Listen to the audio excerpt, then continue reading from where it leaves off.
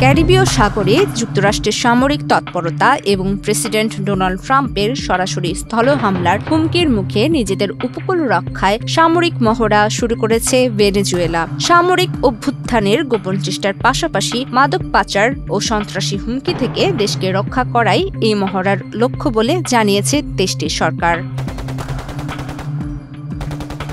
মার্কিন প্রতিরক্ষা দপ্তর পেন্টাগন ক্যারিবীয় অঞ্চলে বিমানবাহী রণতরী USS জেরাল্ড আর ফোর্ড মোতায়েনের নির্দেশ দেওয়ার একদিন পরই ভেনেজুয়েলা এই পদক্ষেপ নিল।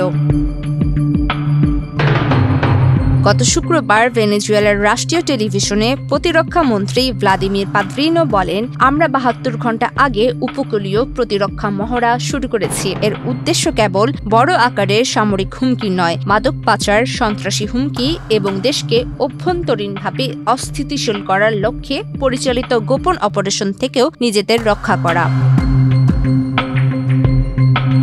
এক্সট্রিম মশার কয়েল প্ল্যান্ট ফাইবার দিয়ে তৈরি, তাই সহজে ভাঙে না, সুগন্ধিযুক্ত ও নিরবিচ্ছিন্নভাবে জ্বলে। ডেঙ্গু, চিকুনগুনিয়া বাহী সহ যে কোনো মশার বিরুদ্ধে দেয় এক্সট্রিম সুরক্ষা। সম্প্রতি মার্কিন প্রেসিডেন্ট ডোনাল্ড ট্রাম্প ঘোষণা করেন তিনি ভেনেজুয়েলায় CIA-কে গোপন অভিযানের অনুমোদন দিয়েছেন। পাশাপাশি ক্যারিবীয় এই দেশটিতে কথিত মাদক চক্রের বিরুদ্ধে স্থল হামলা চালানোর বিষয়টিও বিবেচনা করেছেন তিনি। যুক্তরাষ্ট্রের রিপাবলিকান এই নেতা ভেনেজুয়েলার প্রেসিডেন্ট নিকোলাস মাদুরোকে একটি মাদক চক্রের নেতৃত্ব দেওয়ার অভিযোগ করেছেন, যদিও মাদুরো এই অভিযোগ অস্বীকার করে আসছেন। গত ২ সেপ্টেম্বর থেকে মার্কিন বাহিনী অন্তত ১০টি সন্দেহভাজন মাদকবাহী নৌকায় বোমা হামলা চালিয়েছে। এর মধ্যে ৮টি হামলা হয়েছে ক্যারিবীয় সাগরে।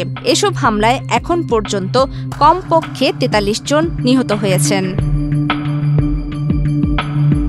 ভেনেজুয়েলার সরকারি টেলিভিশনে প্রচারিত ছবিতে দেখা গেছে দেশটির ৯টি উপকূলীয় রাজ্যে সামরিক কর্মীদের মোতায়েন করা হয়েছে।